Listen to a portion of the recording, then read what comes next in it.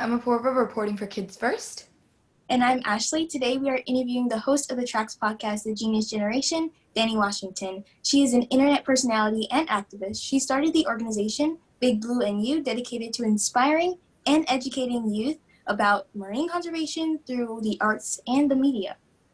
With many years of experience educating kids about the world around them, she now hosts the podcast The Genius Generation, where kids tell her about their innovations and how they make the world a better place to live. Welcome to the show, Ms. Washington. Great to be here, ladies. Thank you for having me. It's great to meet you. So you have been involved in STEM-based shows for some time now. What motivated you to get involved in the Genius Generation? Well, I was really motivated to get involved with the Genius Generation because it aligned with all of my values and all of the things that I've really worked on for most of my career. I've always had a deep affinity for working with young people. You know, even started in high school, I was beginning to go through peer mentorship programs, and I would work with elementary students. And so this idea of passing knowledge and wisdom down to those who are younger than me has always been a part of my life. And so getting the opportunity to be the host of the Genius Generation, brought to audiences by Seeker and Trax, I couldn't say no. It was a perfect fit, especially because we were highlighting different individual young people from around the world who have created something innovative and really intelligent, solving some major problems that we face as a human race. So it was super exciting, and we recorded a lot of it through COVID-19, and so hearing their stories really kept me motivated and inspired. Yeah, that's amazing. So that's really interesting how you told us your story about being younger and always, having this inspiration. So how easy was it to relate to the guests that you interviewed on the podcast? It was really fun to relate to the guests. I mean, all of them were mainly under the age of 18, with the exception of a couple who created something when they were under 18, but now they were over 18. But it was so much fun. It was just about having a conversation, hearing their story, and figuring out why they were motivated to do what they did. Everything from, let's see, an example would be Avi Schiffman, who created the first COVID-19 tracking website, or Ananya Sridhar, who was tackling contaminated water in Flint, Michigan from 3,000 miles away. It's incredible, the stories that came out of this podcast. Yeah, Avi Schiffman was my favorite episode. It was? Oh, yeah, it was a really good one. He was so much fun to talk to. Yeah, that actually sounds amazing. I mean, yeah, it's pretty cool how she would be able to do that, and definitely super inspiring. What is your favorite part about being the host on this show? My favorite part about being the host of the Genius Generation was, again, being inspired personally by the stories that I heard from our guests, and just being kind of like a catalyst, someone who could pull those answers out of the guests and make sure that they felt comfortable and that we had a good time while we were recording was really important to me.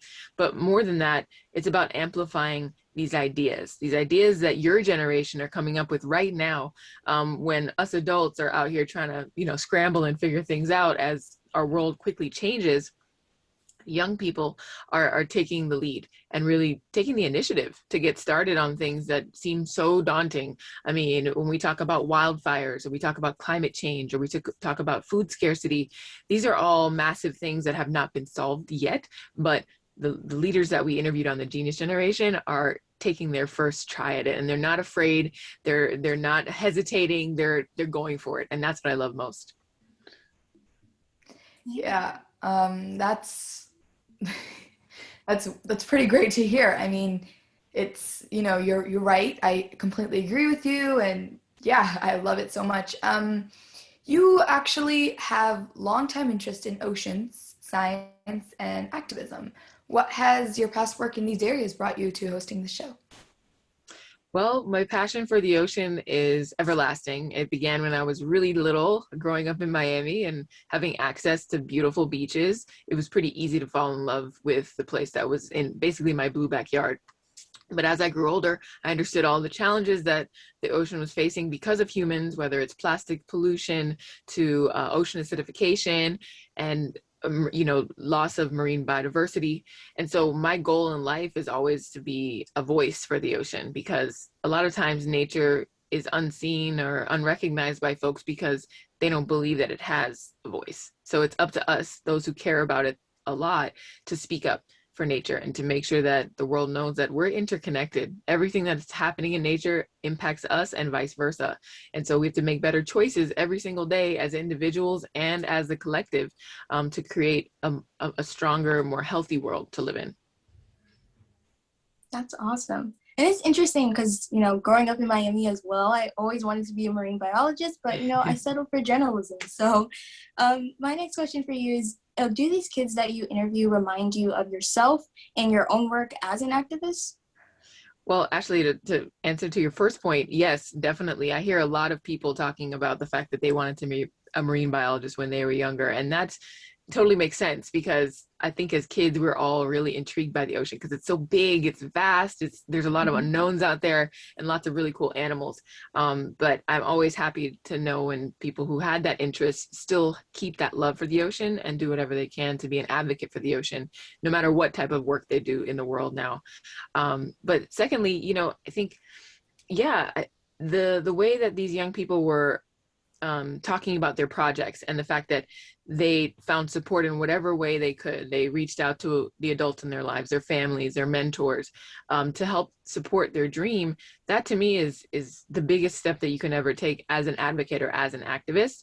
You have to find community, and most of our guests did that, and they've built communities on their own, starting with nothing. You don't have to have $1 million to start an organization. You can get started right now. Yeah, I mean, that makes complete sense. You got to start with what you have and then you build from there, right? I mean, yeah, it's great. I mean, actually, what have you ever used any of the inventions that your guests have created? Is that That's a good question.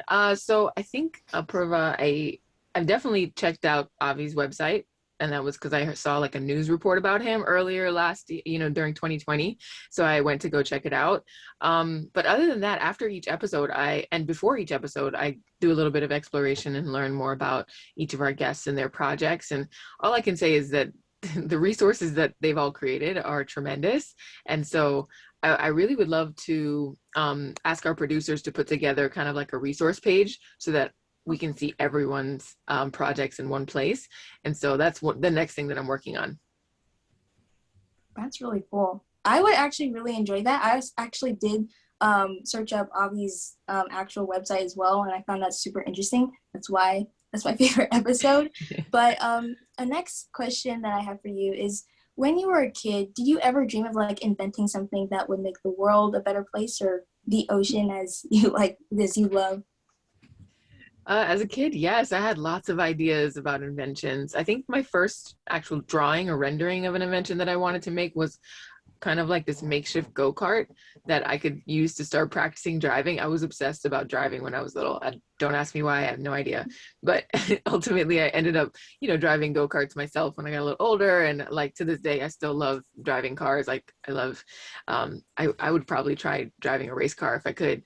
But yeah, other than that, other inventions regarding the ocean, anything that I could create to help me explore the ocean longer was also quite an idea. Like I drew underwater homes and like habitats underwater because I love the idea of being with the fishes and being there longer than just a few minutes. But by the time I was 17, I got certified to become a scuba diver. So then I was able to spend an extended amount of time underwater, which was the best thing ever.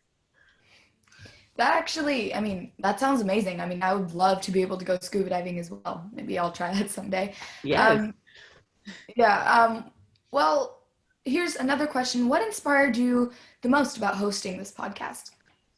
The thing that inspired me the most about hosting this podcast was the idea that we've created a series of episodes that will be evergreen. And I hope that every episode will continue to inspire young people like yourselves and adults to make sure that we keep the momentum going. I think 2020 really proved a lot of different things for our society, right? It was a very challenging and difficult time for all of us, but at the same time, it was also a moment of extreme innovation where people reconsidered what they were actually doing with their lives and decided to maybe pivot and do something else, or to really follow their passion, what they really love. And to me, that's a beautiful, beautiful effect of having gone through a pandemic. And I think the more people that decide to focus in on their passion and follow it full force, like these teens that we interviewed on the Genius Generation podcast, our world would be like triple times better, and we would see every need met. But it's just a matter of taking that first step as a single human to decide, hey, these are my gifts, these are my talents, this is what I have access to. Let me just put all this to work and see what happens. Yeah. And I think that message is something that everyone will take away. I definitely took that away from this podcast specifically. And I think everyone can really just use their inventions and see that they can change the world as well. Well, thank you for speaking with us, Ms. Washington. Oh my gosh, you're welcome. And you can call me Danny. You don't got to call me Miss Washington. But thank you. I appreciate that. You're welcome. Well, you guys can listen to the Genius Generation podcast now on Trax FM at the link below. I'm Ashleigh reporting for Kids First.